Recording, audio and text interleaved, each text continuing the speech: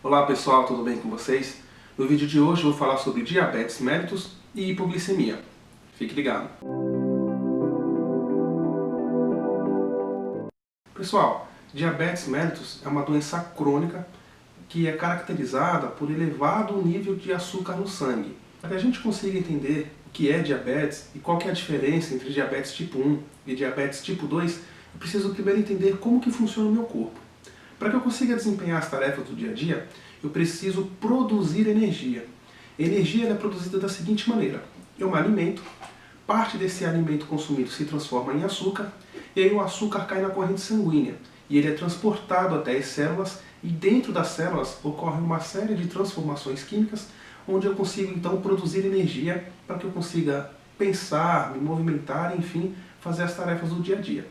O que acontece? A glicose, por si só, ela tem uma dificuldade de chegar até a célula e de entrar dentro da célula. Para isso, eu preciso de um hormônio chamado insulina. Ela funciona como se fosse um carro. Então a glicose entra em contato com a insulina e a insulina transporta a glicose para o interior da célula. Quando eu tenho diabetes, ou eu tenho duas possibilidades. Ou eu tenho uma produção insuficiente de insulina, ou eu tenho uma resistência à insulina. Com isso, a glicose não entra na célula e fica se acumulando no interior do sangue, dentro do sangue. Por isso que eu tenho a diabetes mellitus, que é a taxa de glicose elevada no sangue. Na diabetes tipo 1, o pâncreas ele é responsável pela produção da insulina. E o que acontece? Eu tenho produção de alguns anticorpos que faz com que a produção de insulina seja insuficiente para transportar o açúcar para o interior da célula. Antigamente, esse tipo de diabetes tipo 1 ele era chamado como diabetes juvenil, porque ele era desenvolvido ali entre 8 anos até a adolescência. Tá? Então eu tenho essa produção insuficiente e eu tenho que fazer o uso de insulina para que eu consiga então adequar os níveis de açúcar. Por isso que era chamado de insulino dependente. Tá? No diabetes tipo 2, eu tenho uma doença que está diretamente relacionada ao estilo de vida. Então, eu tenho a produção de insulina suficiente para transportar o açúcar do sangue para o interior da célula, só que eu começo a me alimentar muito mal, a não fazer atividade física, ou seja, ter uma vida sedentária, e aí o que acontece? No primeiro cenário, essa produção é normal, só que eu tenho um acúmulo de gordura em volta da célula, então eu tenho uma dificuldade da insulina conseguir encontrar esses receptores que vão receber o açúcar. O que o pâncreas faz? Ele começa a aumentar a produção de insulina. Só que mesmo que ele aumente essa produção, como eu tenho muita gordura acumulada nas células, eu continuo tendo essa dificuldade de entrar com o açúcar dentro da célula. Então o pâncreas fala, eu estou trabalhando em excesso, não está adiantando, eu vou voltar à produção normal. Tá? Então eu tenho essa resistência à insulina. Então no caso eu tenho que fazer uso de medicamentos para também controlar esse nível de açúcar e, claro, melhorar a minha alimentação. Senão eu vou continuar tendo um quadro de hiperglicemia, ou seja, eu vou continuar tendo um aumento da quantidade de açúcar no sangue. E esse quadro de hiperglicemia, vai me levar a uma série de problemas.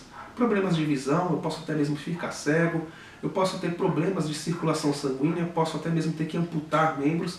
Então tem uma série de problemas por conta do acúmulo de sangue, por conta do acúmulo de açúcar no sangue. Tá? Então basicamente a diferença entre diabetes tipo 1 e diabetes tipo 2 é que no diabetes tipo 1 eu tenho um problema genético, eu tenho uma produção insuficiente de insulina, e na diabetes tipo 2 eu tenho uma resistência à insulina, uma vez que, como já foi dito, a produção de insulina é normal, tá? Em níveis suficientes no primeiro momento. A Organização Mundial de Saúde, a OMS, ela estima que eu tenho aí cerca de 500 milhões de pessoas que sofrem de diabetes em todo o mundo. E a maioria delas, 90%, sofrem de diabetes tipo 2, ou seja, é uma vida sedentária, fazendo uso cada vez mais exagerado de açúcar e alimentos ultraprocessados, e aí eu vou desenvolver diabetes, tá? E apenas 10% é que tem um problema genético, diabetes tipo 1.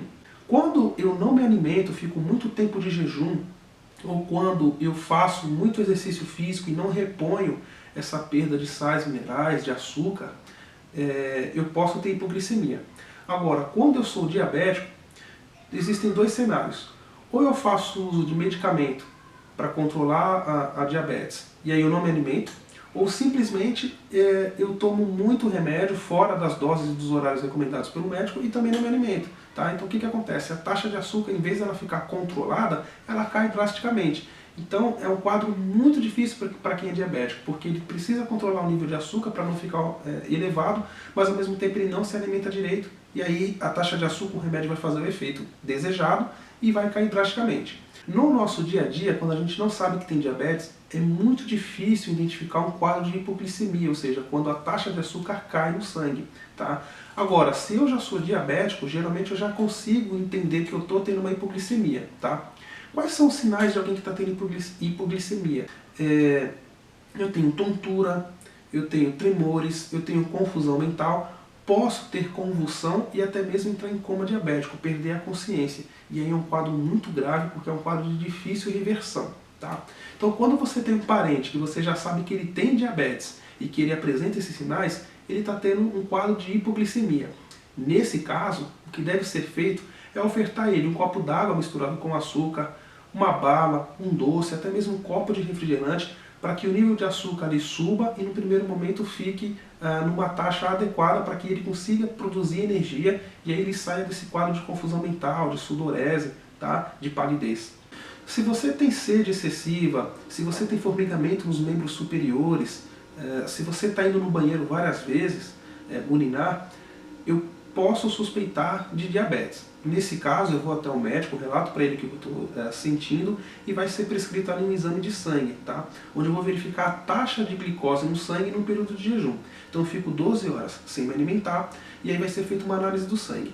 Se a quantidade de glicose for superior a 125 mg a cada 100 ml de sangue, eu tenho um quadro de diabetes. Então eu tenho que tomar muito cuidado com a taxa de açúcar no sangue, tá? Eu tenho que me alimentar adequadamente, ter uma alimentação saudável, balanceada, equilibrada e praticar atividades físicas para que eu não desenvolva um quadro de diabetes, porque você conseguir manter o controle ali depois que você desenvolve esse quadro é muito difícil e eu tenho uma série de problemas, tudo bem? Galera, o vídeo de hoje foi uma sugestão de uma seguidora da nossa página no Facebook, a Ana Cristina Paranhos. Faça como ela, se você quer aprender primeiros socorros, gosta dos conteúdos postados aqui na página do YouTube e na página do Facebook, manda um e-mail pra gente, faz um comentário na página do Facebook, faz um comentário aqui embaixo desse vídeo e fale o que você quer que seja abordado aqui. Com isso você vai aprender primeiros socorros e vai poder salvar várias vidas. Eu espero que você tenha gostado do vídeo e até o nosso próximo encontro.